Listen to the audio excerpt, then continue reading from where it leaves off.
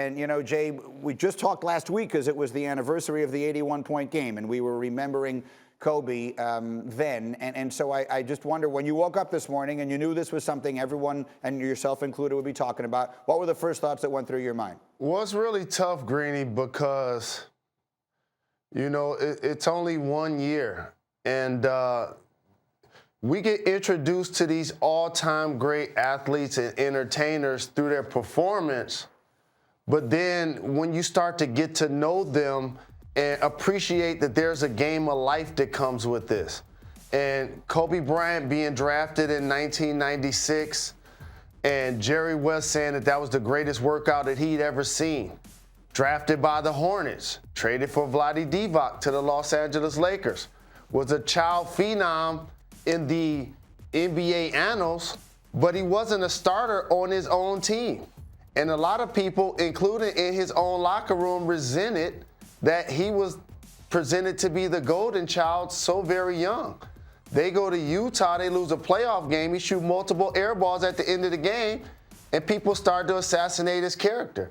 What does he do? He gets in the gym, he starts to work, and before you know it, Kobe Bryant becomes a 3-time back-to-back-to-back champion playing alongside Shaquille O'Neal. And then another, I guess, turbulent career thing happened when he and Shaq didn't see eye to eye and Shaq left. You remember this, Greeny. People chose sides, and they picked Shaq. The public picked Shaq. And then Shaq went to Miami and won a championship. And I remember covering the game when he and Dwayne Wade came back to play at L.A. versus Kobe. There were no handshakes that game. And so for Kobe Bryant to then reinvent himself again, change his number, win 2 more championships with Paul Gasol and Phil Jackson, that validated in his mind his all-time greatness. And we talk about Michael Jordan or LeBron James or whoever you want to be the greatest of all time, but I tell you, if I look really close, there'll never be another Michael Jordan. But Kobe Bryant is the next best thing. The turnaround jumper, the language at the press conference, the maturity, the discipline, the love of the game of basketball. Kobe loved nothing more than his family in basketball. And that also rubbed people the wrong way as a young player in the league, Greeny, because he was scoring 20, 25 points a game, but he was barely 21.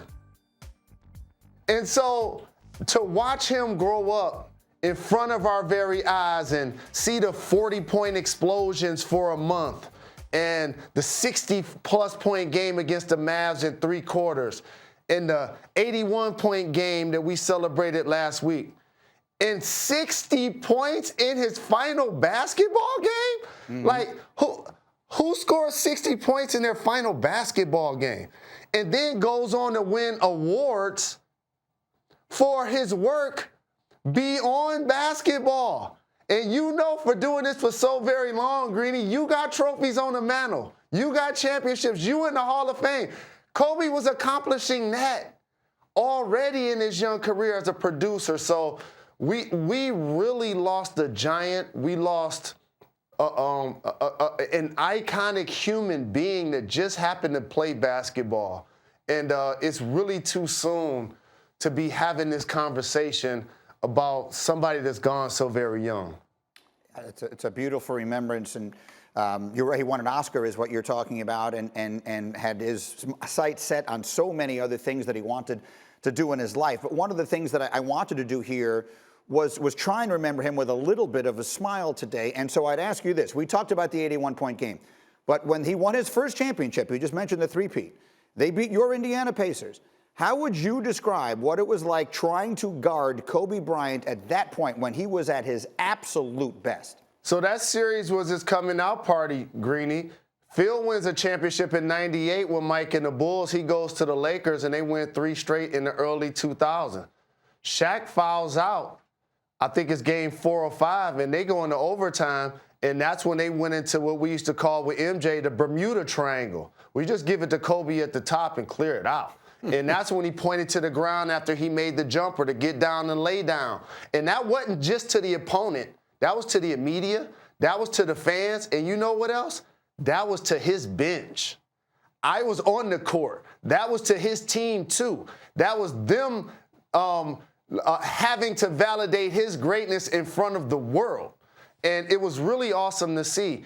And I'm really proud that one of the most shared Kobe Bryant clips virally is a clip produced by Nanachka Khan and Melvin Marr and myself. And enjoy it today if you want to smile from Kobe Bryant and myself. It's called 81 Olives.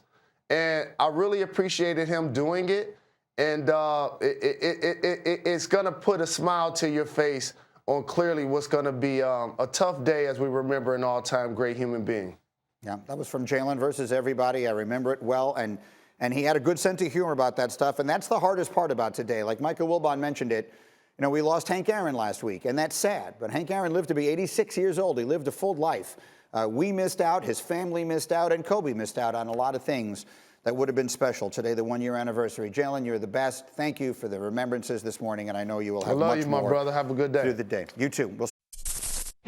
Thank you for watching ESPN on YouTube. For live streaming sports and premium content, subscribe to ESPN+.